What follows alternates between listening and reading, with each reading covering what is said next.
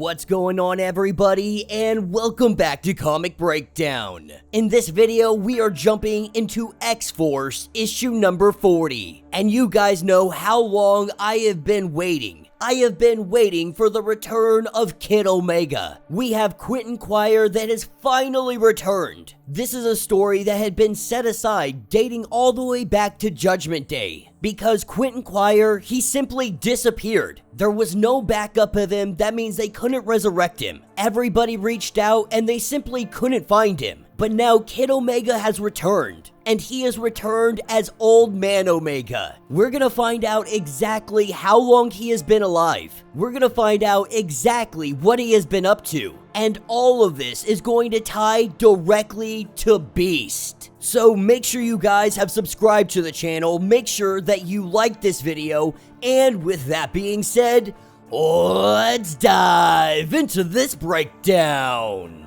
Alright gang, so as we dive into this issue, we are picking up directly where the last issue left off. We are picking up with Kid Omega, though that name doesn't necessarily fit anymore, because Kid Omega is an old man. When it comes to his exact age, we're gonna get to that in a little bit. But Quentin had come through a portal. He told all of X-Force that he needs their help and he needs it now. That they are all going to be doomed. And the way that Quentin is talking, we can tell that he has been on his own for quite some time, seeming like an old man screaming at a wall. And right now, Sage and the rest of X-Force, they're truly trying to figure out what the heck is going on. With Quentin seeing that Deadpool is on the team, he is almost insulted that Deadpool is here, saying that you invited him on the team in the stead of Quentin. It seems like they're playing X-Force's greatest hits, with Deadpool going on and just talking smack. Quentin says that he's bored with him and sends him away. Just like that, Deadpool is off the table. That's when Omega Red charges in, with Quentin quickly putting him down as well, thinking to himself that things have really gone sideways ever since he left. But this team of X-Force, this is gonna have to do. At this point, Sage has no idea what is going on. She wants to know the where, the how, the what, the who. But Quentin tells him that the real question is when, saying that he will explain on the way. But right now, they gotta get going. As Omega Red stares into this portal, we see a giant tentacle grab hold of him and it sucks him in. While this is happening, Quentin is going on to say that he should be gone already. Not Omega Red. He is talking about Beast, because that is exactly why he is here. With everybody watching Omega Red get sucked into the portal, trying to figure out what is happening, Quentin tells them that it's better he just shows them. And so everybody is sent into the portal. They pop out the other side. We have Colossus, we have Sage, we have Wolverine, and Domino, with Deadpool being left behind after they disappeared. As Quentin tells them to follow him and do it quickly but quietly, we see Colossus fall right down to the ground, and he's not really sure what's going on. Colossus feels like he just woke up from a dream, like he has been sleeping for 100 years. And while Quentin tells him that this could be a side effect of time travel, they begin to carry him out of here and they hightail it. But what is really happening is that Colossus is no longer attached to his brother, while the Chronicler was writing all of this, guiding Colossus's moves, working him as a puppet, with our team time traveling. With Colossus disappearing into the future, the Chronicler lost him, which means the connection has been severed. Colossus seems to no longer be a spy. But as our team makes their way through this lost land, Wolverine begins to pick up the scent. She picks up the scent of what look like Beast. They are carrying Omega Red to where we don't know yet. But these versions of Beasts, they are vastly different than what we know today. That doesn't stop X-Force from going in, slicing and dicing, shooting away, just tearing these guys apart. But this also makes the sirens go off. Quentin lets them know that more of the Beast priests will be coming. At this point, X-Force is trying to figure out what the heck is really going on here. As they make their way underground, being separated from Sage and Colossus just for a moment, they find them down here underground. This is what Quentin calls the crew of the rebellion, and we see a kind of futuristic version of Wolverine. But this is just the head of Wolverine. We don't know what exactly happened to him, but whatever it wasn't good. And though he may be just ahead, have all this machinery attached to him, that is not stopping him from fighting. But Quentin had to show them this so that they would believe, so that they would understand. As Omega Red is being dragged away to wherever he is going, Quentin goes on to let us know what exactly happened in this timeline. What we learn is that Beast has carefully cultivated fear over time. First, a fear of humans, and in this existence, they have been more or less wiped from existence itself in a global genocide. But then there was the fear of mutants who didn't support his perverted theocracy. This has taken place over centuries, and then eons. Eventually, Beast becomes a god. He becomes god of all mutants. This is where we see a giant version of Beast, manipulated, twisted into a hideous monster. And this is where they were bringing Omega Red, the little minions of Beast, the Beast Priests. They were bringing him to Beast Prime. And we also get a quick informational page about Cerebrex, the former Cerebro Cradle. Now, we saw when it became sentient, when it became corrupted, Cerebrex ultimately possessed Krakoa itself, rising up as a towering organic monster. Kid Omega had plunged into the heart of said monster, destroying it with the psionic blast. But in that explosive moment, Cerebrex and Kid Omega, they experienced convergence. Quentin had found himself a little bit rattled, a little bit entranced. He was an Omega level mutant who had also felt like he belonged in the shadows of Jean Grey. At least for a long time, he felt this way. But with this sudden access to the timeline, he saw potential for true greatness. In the hands of an Omega, Cerebrex would be a tool. It would be a weapon. After witnessing a terrible glimpse into the future, he took himself out of the present to investigate further these threats that awaited mutant kind. And so the body and mind of Kid Omega thereafter had vanished from the present.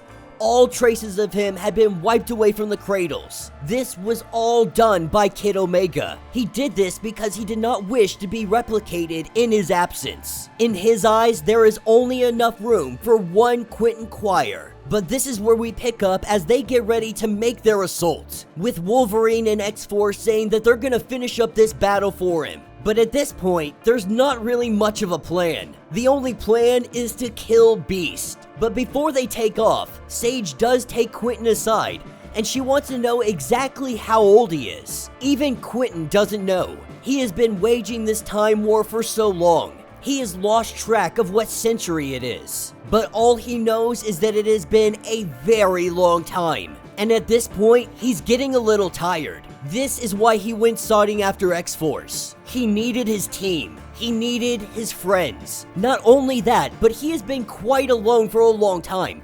Though he has built up this rebellion, his heart has always been with X-Force. And with Wolverine asking Colossus how he's feeling, he is still feeling a little disoriented. He's not really sure what's going on, but he does have enough strength to do this fight. With Wolverine making the plan up, she jumps into the hand of Colossus, and now she is about to be catapulted directly into the lair of Beast, with her more than ready to kill her way home. The rest of the rebellion, they charge in. The Beast Priests holding Sentry. The X-Force and the rebellion, they quickly make work of these sentries as they get ready to lay down the hate on this Beast Prime. As they enter the room, they see that it's already taken care of. And this wasn't by Wolverine. You see, this Beast God, he ate Omega Red. But Omega Red was not easily digested. Omega Red had killed Beast from the inside, ripped his way out of the stomach of Beast. In that instant, that quickly, the fight was over. And so the team thinks that there's only one thing left to do. That, of course, is to leave. It's to go back home.